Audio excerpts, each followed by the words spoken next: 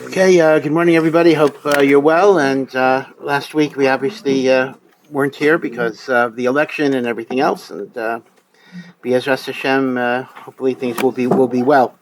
Again, our unit overall. Just be sure the recorders are on. We're going over the mitzvos in the TORAH that are connected to Yetziat Mitzrayim, and we had looked at two of them. One was Shabbos, which interestingly enough is connected to the Exodus, and the other is the mitzvah of remembering Yetziat Mitzrayim every single day. But there are many, many other mitzvahs as well, and I'm going to talk about things that are today that are a little less obvious.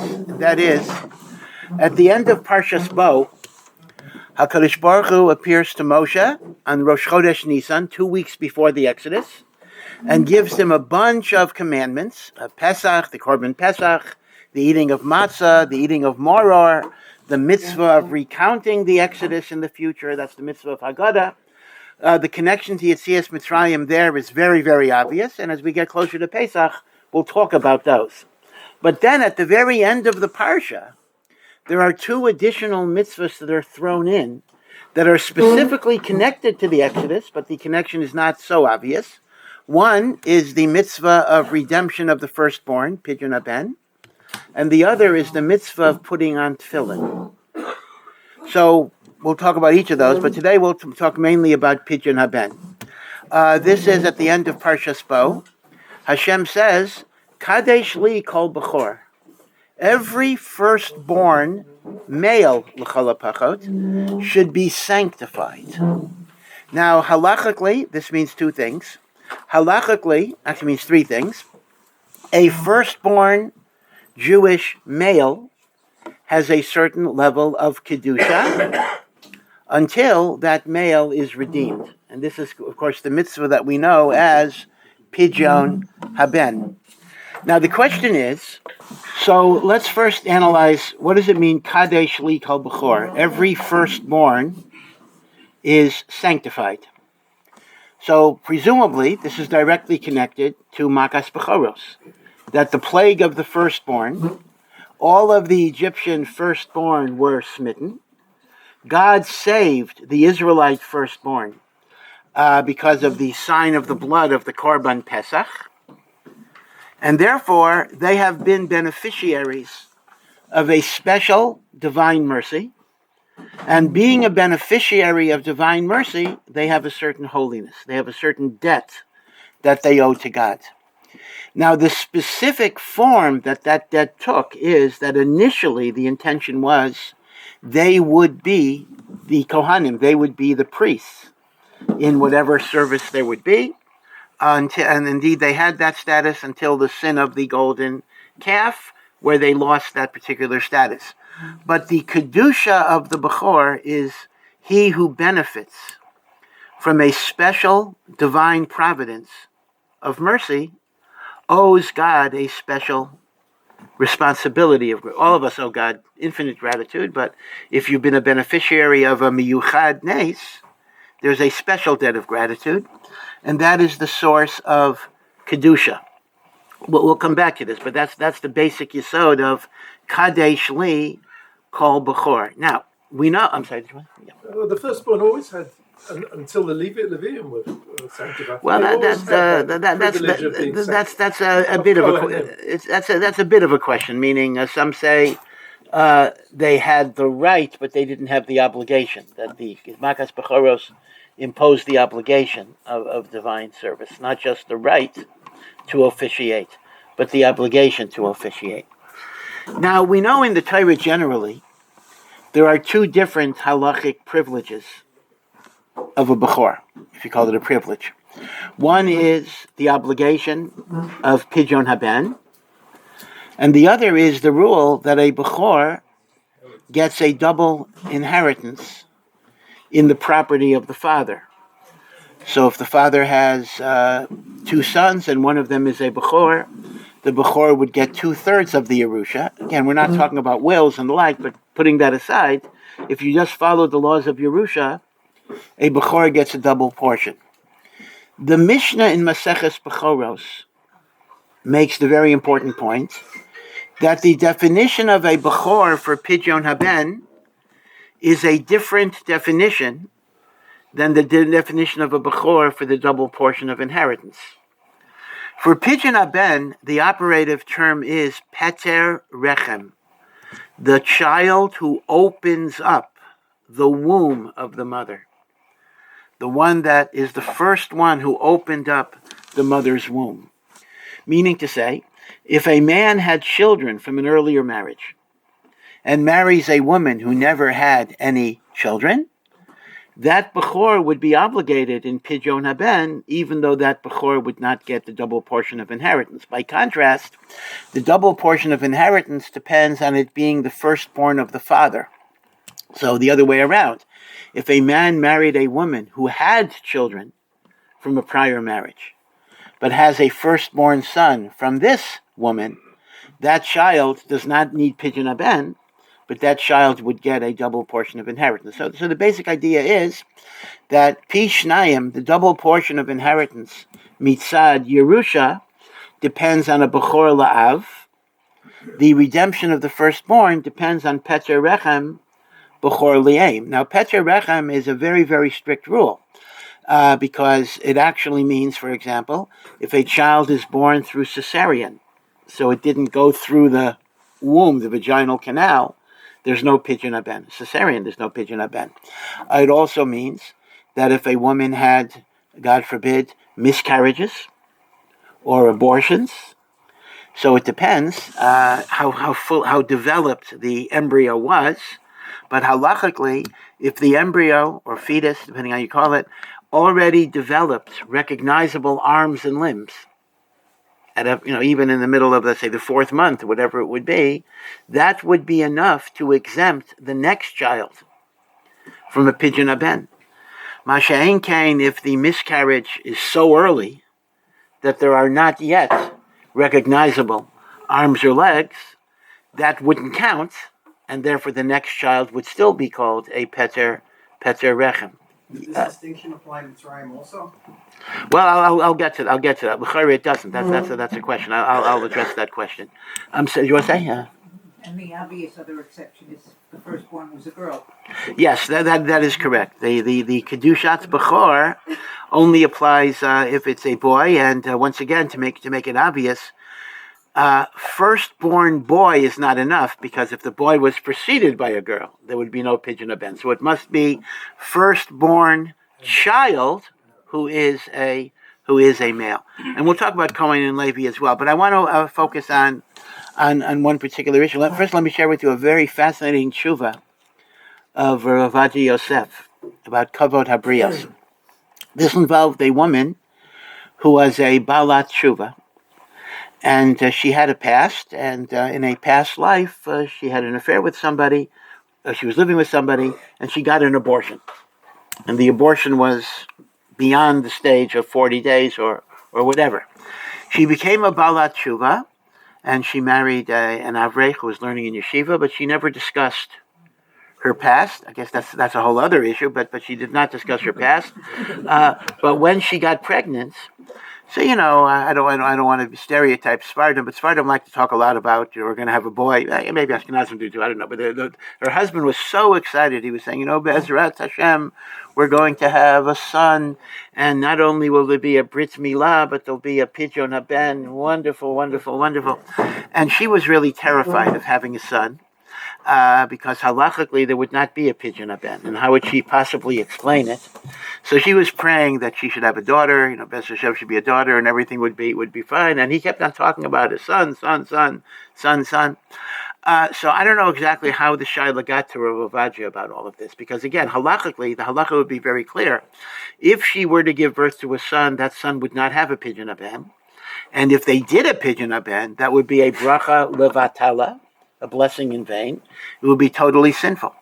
So Rav Ovadia gave the following interesting psak. He says, the first thing is, if she can make up a story that her husband would buy, she's allowed to lie about this to spare her the embarrassment of discussing an uncomfortable part of her past. So she could say, oh, gee, I didn't know that my father was a Kohen or a Levi, because the halacha is a Bas Kohen or Bas Levi. There's no Pidyon Haben. We'll talk about that. Of course, that's not going to work so much if the father and mother show up, but that's one thing. Or if they were married long enough, she could say she had some undetected miscarriage that she didn't tell her husband about, if they were married a few years. But here's the kicker. He said, if Lamaisa, there is no convincing story that she feels she would be able to convey, she shouldn't say anything. Let them go ahead and believe that this is a Peteh Rechem. Let them go ahead and do the Pidyon Haben. And even though they are making blessings in vain, she has no obligation to correct or prevent that particular mistake. And the basis of this a very amazing ruling is that there actually is a principle called kavod habrios, respect for human dignity, to avoid humiliation. Now, normally, it's a little tricky. Normally, the notion that kavod habrios overrides dinim, halachos, normally applies only to rabbinic prohibitions, meaning you could transgress a rabbinic prohibition for kavod habrios. You cannot transgress a Torah law for human dignity. Thus, the Gemara tells us, if you discover that you're wearing shatnez, that you're wearing shatnez in the middle of the street, even if that means you got to rip off your shirt, you are obligated to rip off your shirt. Now, there is an interesting machlokes. Let's say I know you're wearing shatnez. You don't know. I happen to know. Should I tell you? Because if I tell you, you're going to have to rip off your shirt. So that's a machlokes. Some say I don't have to tell you till you get into the house. Others say I got to tell you, and then you got to rip off the shirt. And if you don't rip off the shirt, I rip off your shirt. So when it comes to a Torah violation like shatnez, kavod habrios unfortunately does not protect me. But when it's a rabbinic violation, rabbinic laws can be violated. B'makom kavod habrios. So here Rav Ovadia says the following. The iser of making a bracha in vain. So there is really a machlokas rishonim if that is a Torah violation. You're not allowed to take God's name in vain. But here's the question. If I praise, let's assume I make a shahakol without drinking any water. So, yeah, I took God's name in vain in the sense that I don't have to make a bracha, but I said it in the context of a bracha. So be sure you understand there's a difference between simply saying God's name in vain and a bracha in vain. Rav Ovadia says there are rishonim that say a bracha, which after all is a praise of God, levatala, may not be a Torah violation. It may only be a rabbinic violation. Now that's a machlokas. The Rambam actually says a bracha in vain is a Torah violation. In fact, the Rambam says that is the meaning of the third commandment. Do not loisisa es shem Hashem Elokecha lashav. Do not take the name of God in vain. That includes bracha levatala. But there are shitos and tosfos that say that as long as it's in the context of a bracha, it is only drabanan. Therefore, Rav Ovadia says we could rely on those opinions to permit the woman not to disclose her status, to preserve her dignity and not be humiliated, even though she would be causing a bracha levatala. A very, very amazing decision. Again, I'm not sure time-wise and procedurally how it came to his attention. I mean, what exactly happened? I guess, I don't know, she talked to her rabbi in confidence and it was forwarded in confidence, etc.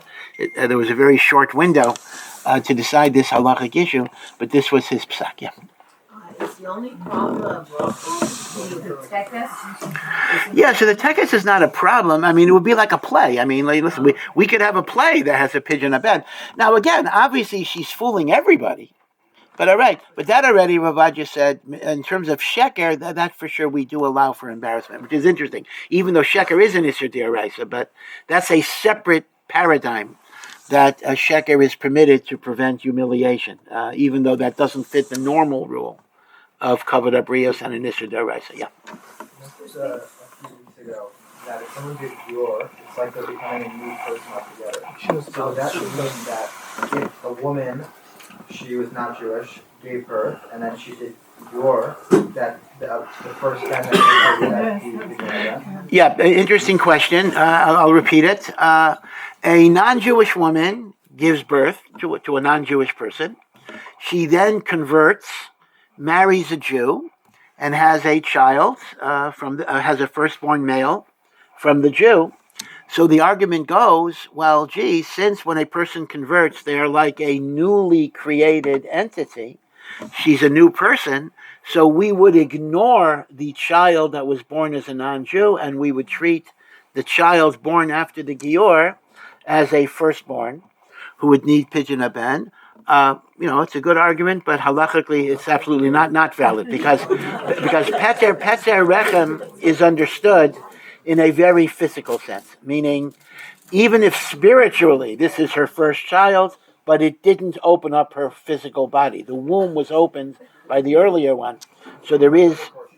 Say again?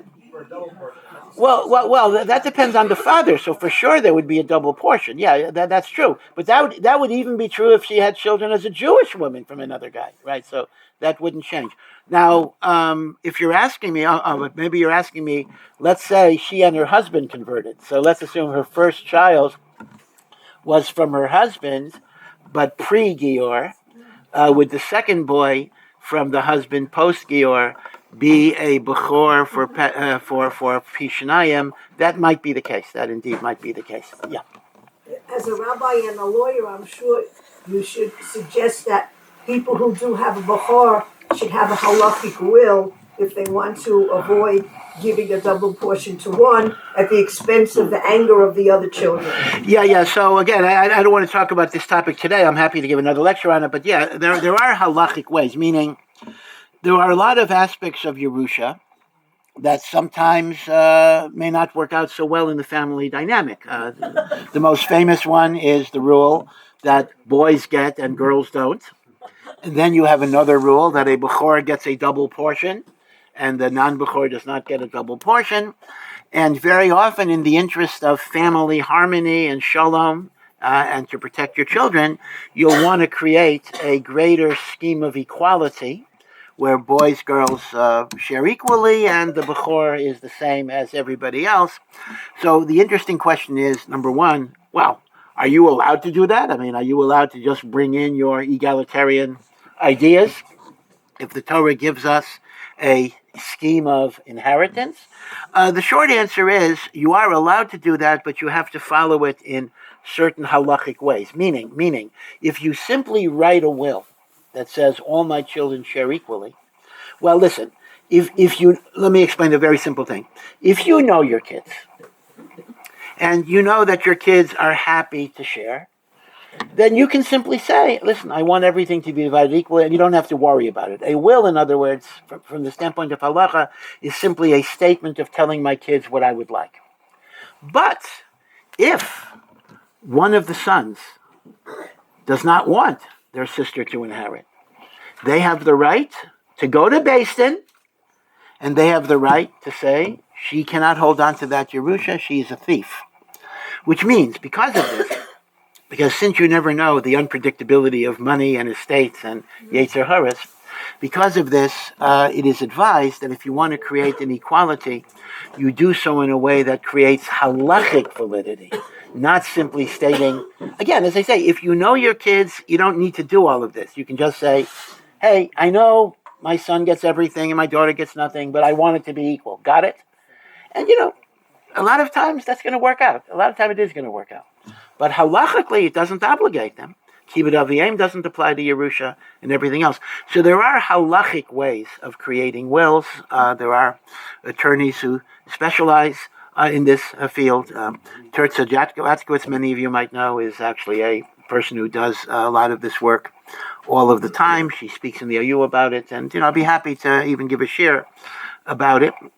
Let me just point out, though, that even if you create a halachically valid will that creates equality and treats the Bechor like everybody else, it is brought down that there should be a portion of your estate, even if it's very small, that follows the Seder Yerusha of the Torah.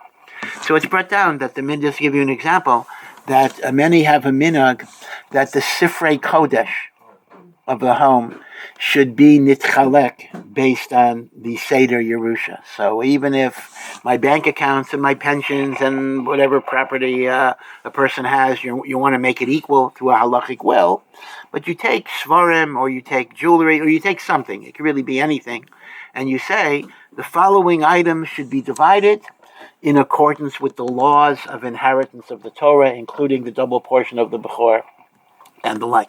So again, you talk to a rabbi, talk to Tirza, you can talk to me as well, and maybe we'll give a share about that. But you are correct. But for now, I'm just interested in going over the difference between the Pishnayim and the Pidyon Haben. So now, Rabbi Kiva Eger asks a very, very simple question.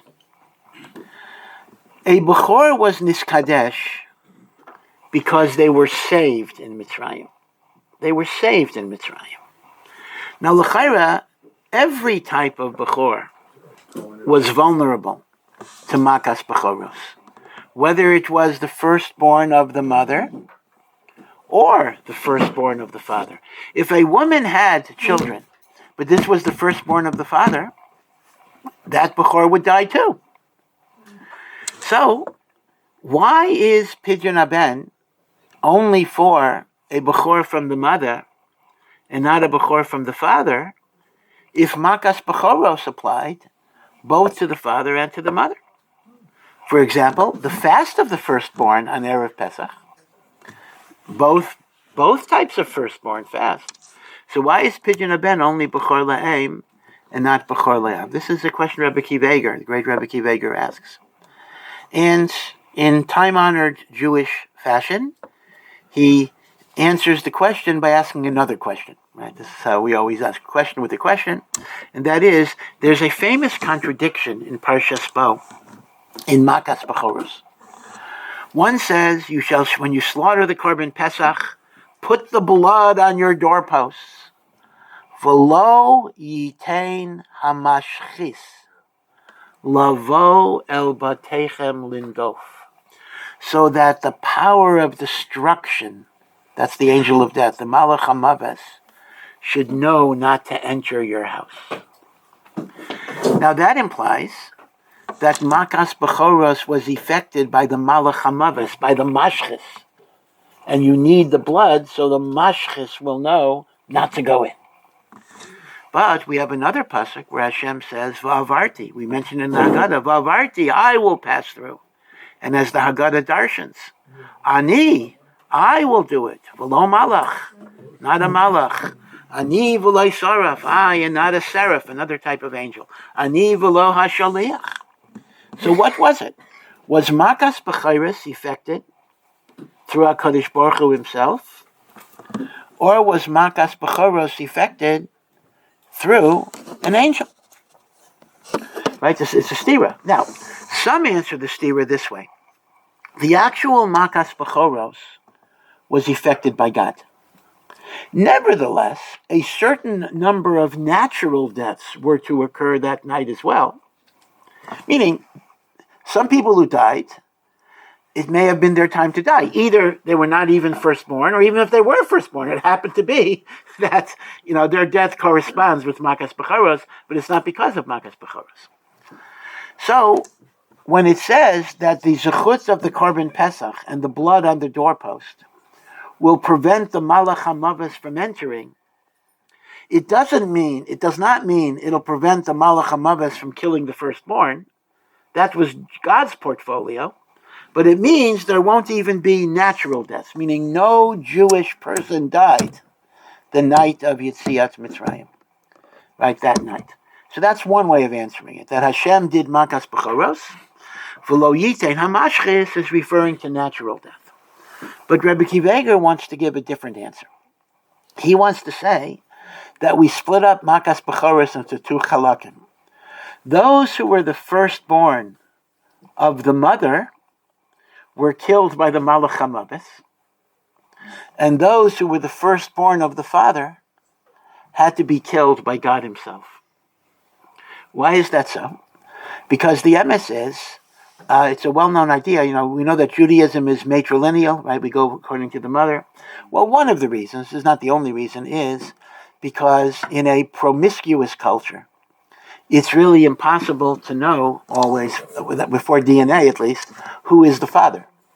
A woman could be with many, many men, whether she's married or not, and as a result, how do I know who the father is? But a bechor of a mother, we can know because we could see, if we examine the woman, that she hadn't had children before or whatever it is. So Mimela like this. There is actually a medrash that says that the reason why God had to kill the firstborn is that only God could determine who was a firstborn of the father. Because the father could have had many children. Even an angel wouldn't be able to figure out, in Egypt, because Egypt was so promiscuous, even angels couldn't figure out who is the firstborn of the father. So Hashem had to say, I'll handle that. Firstborn of the mother? Okay, the angels could figure that out. So Rabbi Kiveger's Miyashiv the Stira, he answers the contradiction, that when it says that Makas Bechiris was through a mashchis, that's the Bechor Me'aim. When it says it came from Hashem, it's Bechor Me'av. So now Rabbi Kiveger says the following. The idea that a Bechor is holy because they're saved implies that they were vulnerable. I mean, you understand that. The fact that a Bechor is holy because he was saved, meaning he could have died. And why is that so? Because Rashi says, when Hashem gives reshut to the angel of death, the angel of death can get everybody. But the angel of death was only given permission over the Bechor Me'aim. So it was only the Bechor Me'aim of Am Yisrael that was vulnerable. The Bechor Me'av was outside of his jurisdiction. That was God's portfolio. Therefore, the Bechor Me'av of the Jewish people were never vulnerable. If they were never vulnerable, they were not sanctified. So it's a very ingenious answer why Pidyon Haben is only Bechor Me'aim and not Bechor Me'av. Now, a few things though. It is true that there are some complications. We know that the child of a Kohen or a Levi does not have Pidyon Haben. So if the father is a Kohen or a Levi, no Pidyon Haben. But somewhat unusually, if the mother is a Bas Kohen or a Bas Levi, so if a Yisrael marries a Bas Kohen or a Bas Levi, there is no Pidyon Haben. But here, we have a very, very fascinating halachic distinction between a Bas Kohen and a Bas Levi. The common denominator is, by the way, don't get confused. Some people think, it's just a mistake, but some people erroneously think that the daughter of a Bas Levi, in other words, if her mother, in other words, they think if a woman's mother was a Bas Levi, there's no Pidyon Haben. That's not true. In other words, it is the daughter of a man who is a Kohen or a Levi that is exempt from Pidyon Haben, or the wife of a Kohen or a Levi. We know that if a woman, any Jewish woman, had relations with a non-Jew, she is not allowed to marry a Kohen. So I'm going to digress for a moment to explain something. Again, we get this question all the time in the world of Balei Tshuva, etc. There's all sorts of issues about who can marry a Kohen, who cannot marry a Kohen. And it's very important to underscore that a woman who is not a virgin is allowed to marry a Kohen, generally speaking. The requirement that a woman be a virgin is only Kohen to marry a Kohen Gadol, which we don't have today. The only thing is the Torah prohibits a Kohen from marrying a divorced woman, a woman who got a get. That's a grusha. And there are other things as well, but one of the people a Kohen cannot marry is what is called a zona, which means a promiscuous woman, but halachically, zona does not mean prostitute. It refers to a woman that had intercourse with a non-Jew. So if a woman had intercourse with a non-Jew, she cannot marry a Kohen. Now, Rav Moshe Feinstein wrote many years ago that if a Kohen does not know her particular status, he is permitted to assume that her cheskas, her status quo is kosher. Some people question whether that would change in light of recent decades that have gotten less moral. But generally speaking, at least in the United States, the standard psak of most rabbanim is what you don't know doesn't hurt you, and there's not even a chiyuv necessarily to investigate. You can go according to cheskas kashrus. Nevertheless, I do have to say, if the woman herself knows that she was with a non-Jew, the woman herself is not allowed, if she's religious, she is not allowed to marry a Kohen. Because yes, he doesn't have to ask questions. Yeah, granted, I understand that. But if she knows, it's treif, so to speak. Okay, I don't want to get into that halacha. But generally speaking, though, the implication of having relations with a non-Jew only impacts on marrying a Kohen. And yet, there are some secondary implications. And that is, if a Bas Kohen had relations with a non-Jew, she loses her status as a Bas Kohen. She doesn't have the holiness of a Bas Kohen. And that actually means, therefore, if a Bas Kohen had relations with a non-Jew, but no children, she then marries a Jewish man, she's obligated, or the child is obligated in Pidyon Haben.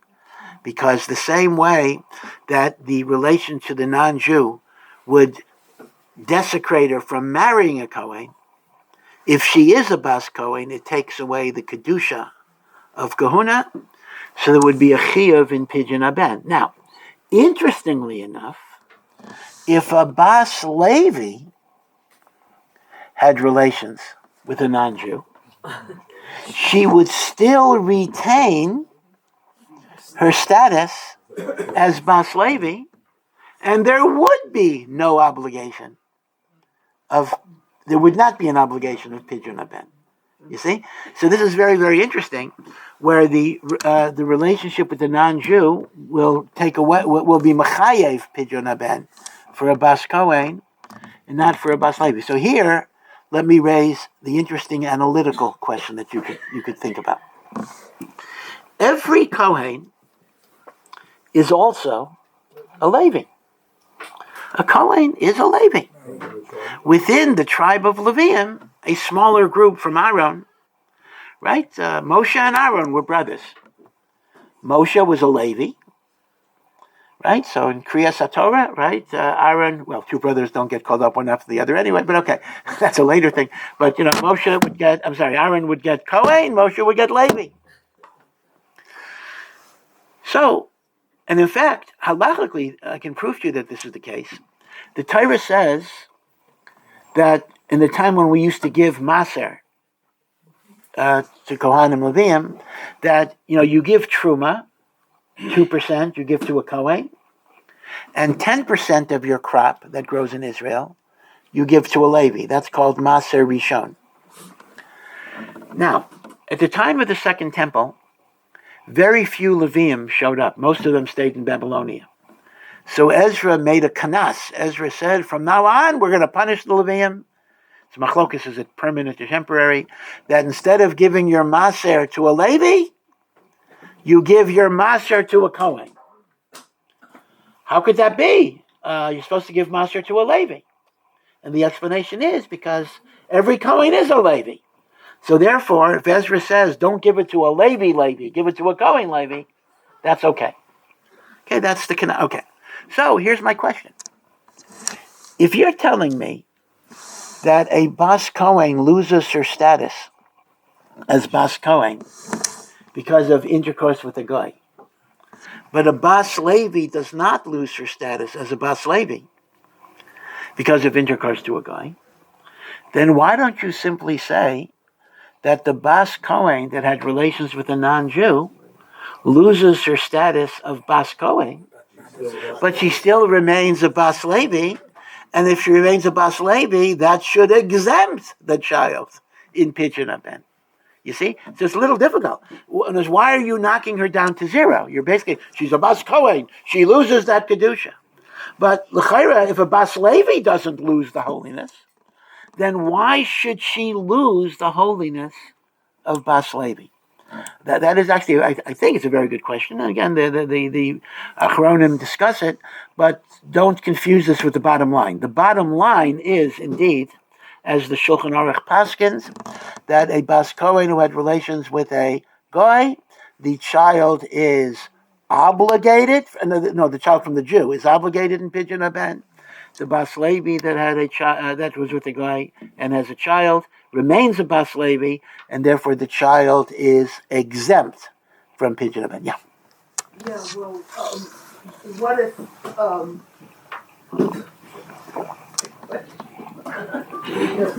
Okay, whatever it comes to, is fine. Yeah. Isn't that embarrassing? A person for Hesia, Cohen's daughter, has a Pidyon Haben, and everybody knows why. Yeah. Okay. Well, you're right. Yeah. This is okay. Got you. So this is the opposite of a Ravaj's problem. Ravaj's problem was that not doing the Pidyon Haben would be embarrassing. You're raising the issue. Doing the Pidyon Haben is embarrassing. Yeah. So the short answer would be, assuming your husband knows about it, would be you do it privately. That's all. In other words, do it privately, meaning don't invite her parents. Don't tell anybody there was a Pidyon Haben. A Pidyon Haben is allowed to be a private event. It's customary. We like to make a suda, etc. But you do not need a minyan for Pidyon Haben. In fact, you don't even need the baby in Pidyon Haben. It's a little strange. It's a little strange. I mean, I'm unfortunately I'm involved with a young couple that got divorced very, very soon after the marriage. She was already pregnant, and they got divorced before the child was born. And because the relationship is not so great, etc., the Beis Din did not allow him to be there for the festivities of Pidyon Haben, but he has the mitzvah. He has to come up with the money, so to speak. It's not a lot of money. So he did the Pidyon Haben by himself with the Kohen, and he was not without the baby even present. Again, that's a very sad thing, but halachically that is the case. Of course, let me just point out the nusach of Pidyon Haben is a very, very strange nusach. If you've done it or seen it or heard it or read it, in which the Kohen gives the father the choice. What do you want more?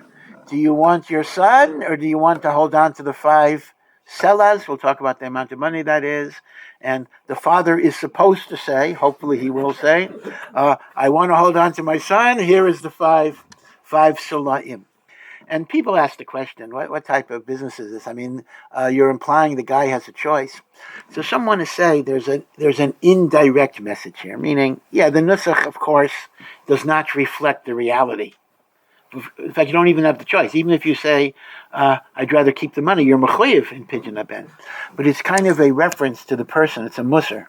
What is more important in your life? Raising your child or the money that you make? And the truth of the matter is, when we start asking ourselves those questions, sometimes it's a little uncomfortable because, obviously every parent cares more about their child than the money, but in terms of the allocation of time and energy, it's not so pashut. How much time, how much energy do we put into making a living, neglecting? What do they tell the story? They tell the story about a father.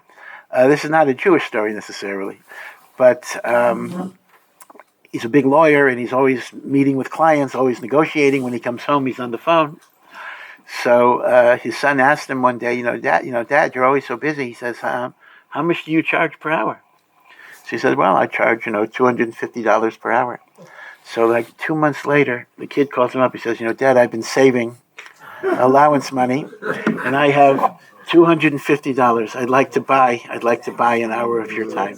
He says, I'll pay you for the hour. So the question, what do you want more? Your money or your, it's the famous thing about Jack Benny, who actually was a generous person, but his persona was he was very, very stingy. So when he used to be in the radio before television, so he's mugged in Central Park, your money or your life.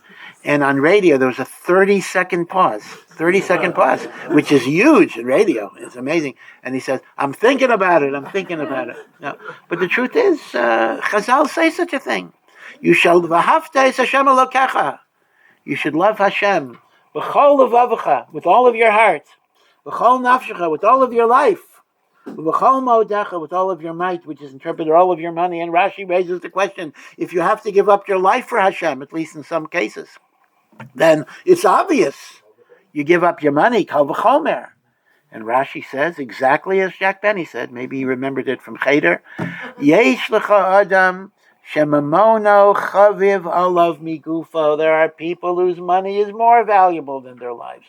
And if that sounds ridiculous or impossible, the truth is, no, it's not. Because in terms of the energy, in terms of everything, people drive themselves to death, early death, because of all of it. Did you want to say something? Yeah. I don't know if this is pertinent to right now. You want to go into this, but I'm just curious if a Kohen who was married and then he has an affair and he ends up marrying her later, a Jewish woman, does he was already in an affair with her? When does he have to give up his Kohenship? In the shul, in the community. She was. At what point? She was non-Jewish, or she was Jewish? No, she was Jewish. But she's divorced. Oh, she's divorced. I'm sorry. She had a get. Oh, I see. Yeah. Well, okay. Here's the interesting thing. It's a little bit of an interesting paradox. If a Kohen marries a divorced woman and has a child. No, I understand. The child is not a Kohen. He's called a halal. He's desecrated. But the Kohen himself who committed the sin, this is an oddity in halacha, the Kohen who committed the sin of marrying a divorced woman remains a Kohen. But he's not allowed to have the honors of a Kohen until he separates from the woman he's with. So, Wait, which woman? In other words... Well, I only heard you mention one woman. Yeah. I'm sorry. Yeah. He was married to a Jewish woman. Yes. And did the Kohen thing. And then he had an affair. And then he ended up marrying that affair after he divorced his original wife. Oh, in other words, he committed adultery while he was still married. Yes. Then he divorced his wife, and then he married the woman, which, by the way, he's not allowed to do. In other words, number one, he's not allowed to commit adultery, that's for sure. But number two, let me just remind people that if he committed adultery, even if he then divorces his wife, he is actually not allowed to marry the woman that he committed adultery with. So there's really two different averas here. Adultery is a more severe avera, but there's also the issue of sota, of marrying a woman in adultery. So, I mean, halachically, basically, he would not be given the honors of the Kohen from the time he had the affair. But it's not that he loses the kahuna. It's like it's in suspension. He is suspended from kahuna until he separates from the... So he has to tell the congregation, I'm not going to do this. Well, here's the thing. I mean, a guy who is transgressing the Ten Commandments is probably not going to care about this rabbinic. This is a rabbinic law that we don't give honors to a Kohen. He probably doesn't care about that.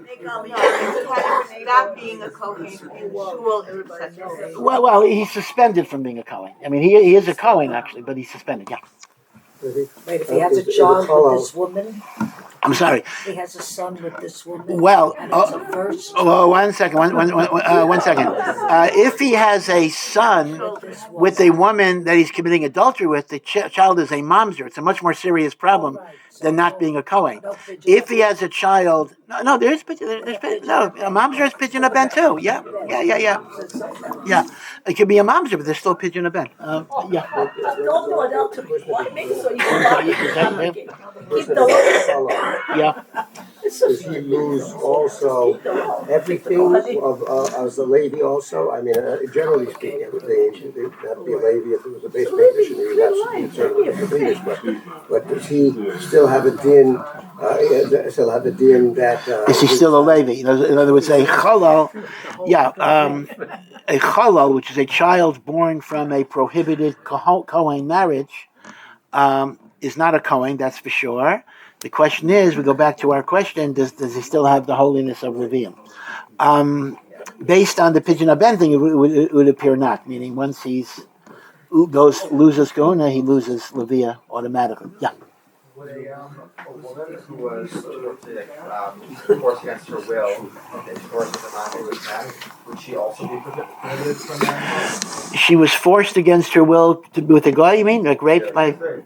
Yeah. So again, this is a hard situation. Lamaisa, yes. The rule that these relationships disqualify a woman from kahuna apply whether they're voluntary or involuntary.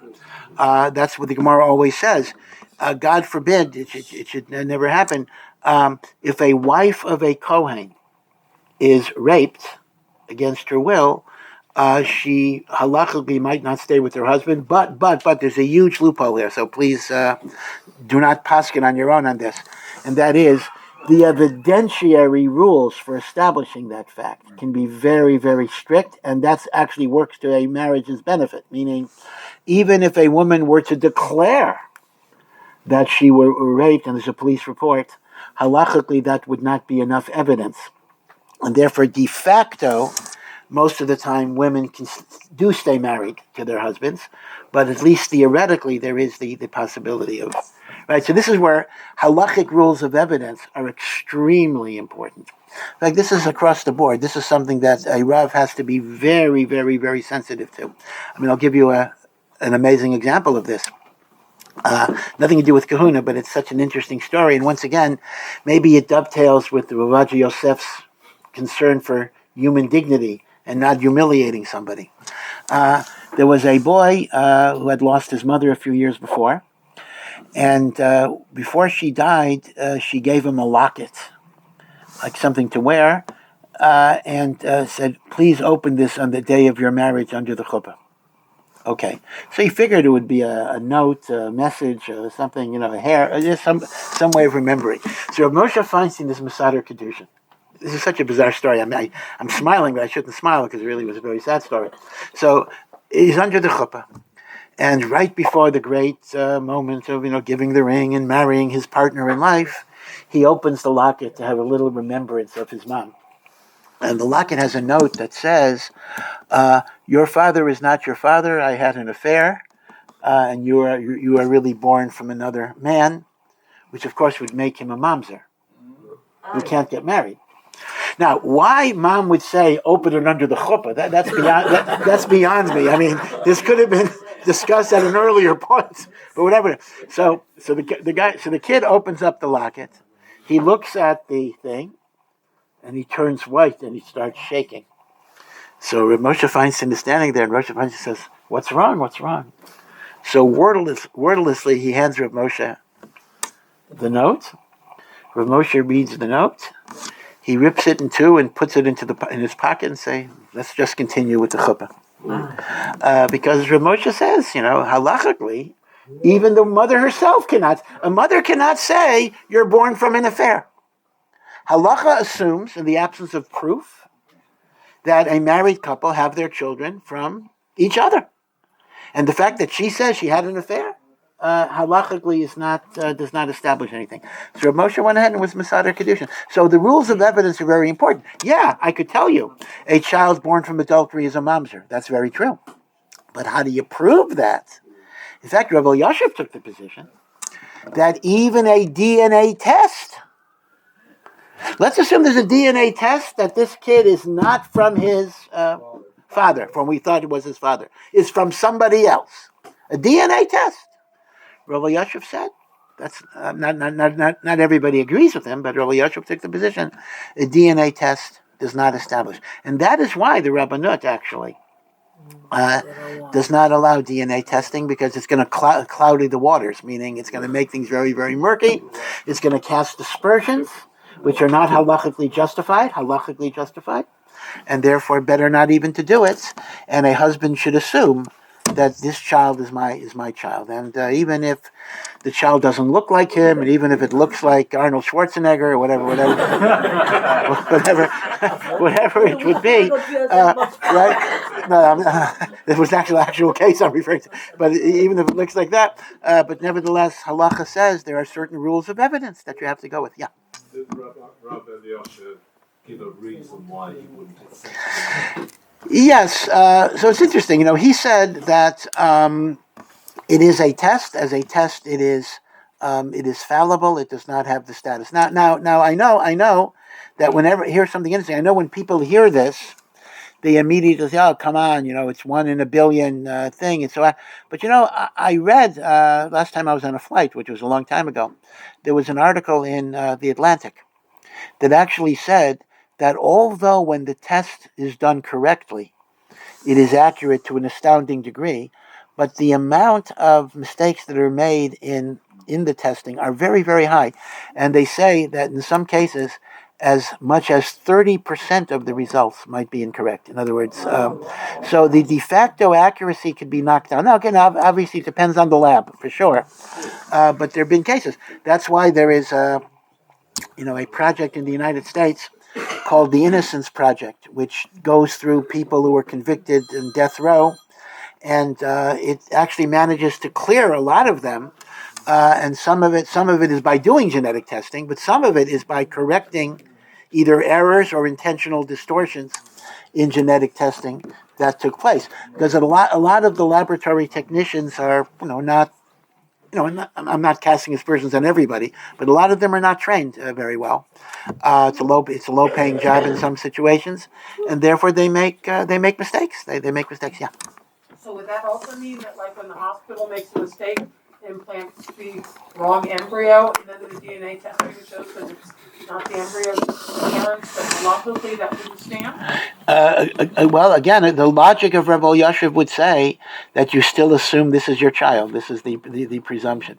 Now, people do argue with this. Again, I don't want to. I mean, Rabbi Yoshev was a great posek, but I don't want to suggest he was the only word on this. Meaning, there are poskim who indeed consider DNA evidence to be equivalent or better than witnesses, edim, and therefore they would allow DNA for all of these purposes.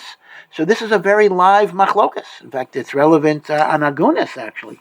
World Trade Center, when you have dead bodies, pieces of dead bodies, and you don't necessarily have a way of visual identification.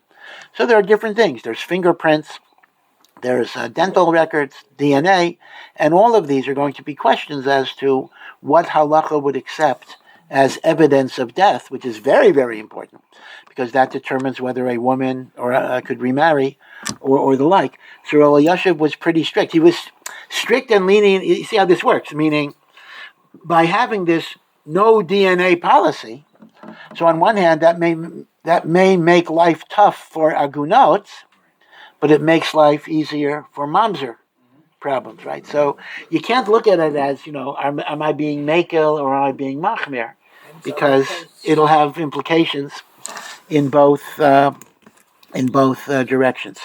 So this is the interesting distinction between a bas Kohen and a bas Levi in the laws of Pidyon Haben. If a bas Kohen has a kid that requires a Pidyon Haben, can her father do the Pidyon? Yeah, that's a very good. That's a very good point. Yeah, if we assume that the bas Kohen, because of her relations with a goy, the kid needs a Pidyon Haben, can she use her father as the Kohen to give the redemption money to? Why not? Why not? No reason why not. It's not like witnesses that you can't use relatives. You can use relatives in Pidyon Haben. Just one final little fact. The Torah is koveya that the amount of Pidyon Haben is 5 selas, which was, again, a denomination at one point. And 5 selah, a selah is 4 zuzim. So 5 selahs is 20 zuzim. Let me just remind you that the quantity of a kasuva is 200 zuz. So one thing to remember in terms of correlation, and that is a kasuva is 10 times the amount of Pidyon Haben. Okay, just a correlation to be aware of. Now, what exactly is this? So keep in mind the following idea. Denominations in the Torah, although they're described as currency, are not really currency. They are based on silver weight. And therefore, the exact amount that you have to give is not fixed, but it fluctuates with the market value of silver. The Chazon Ish, who's the strictest of everybody in quantities, calculates that the shiur of the 5 selas of Pidyon Haben is 96 grams of pure silver. Now, you don't have to give it as silver. You can give it as money, not paper money. You can give it as coins. You can give it as, you can give a computer. You can give a car for Pidyon Haben. That's shava kesef. Anything worth money is like money. But you have to give something that is worth, see how it is? Worth 96 grams of silver on the day that you're doing the Pidyon Haben. Okay, that's how you compute it. So if you were to ask me, so it's not $5 silver. Lav dafka. Number one, they don't make, do they still make silver dollars in the U.S.? I don't know if they do. But when they used to make silver dollars, some of them were adulterated with copper, etc. So you have to be sure that there's 96 grams of silver. And that's why here in Eretz Yisrael, they mint special medallions that are called, Pidyon Haben coins. They're not money. You can't go into a makolet and buy anything with it. But by definition, they contain the requisite silver. I don't remember how much they put in. I don't think they follow the Chazon Ish, who's very machmir. I mean, their other calculations are less, but this is an important point. Pidyon Haben is not based on a fixed amount of money. It's very important. It is based on the value of a fixed weight of silver. So when silver is high, then the amount you have to give for Pidyon Haben is going to be higher. When silver is low, the amount you give for Pidyon Haben is going to be less. By the way, the ketubah is exactly the same way. As I mentioned, the ketubah is 10 times Pidyon Haben. Once again, that correlates with silver. So if you were to ask me, like, how much money is a ketubah worth, it could be anywhere from 5,000 to 50,000, because silver over the decades has actually fluctuated quite a lot. So it all depends on the silver price. Okay, have a good week, and we'll continue next week.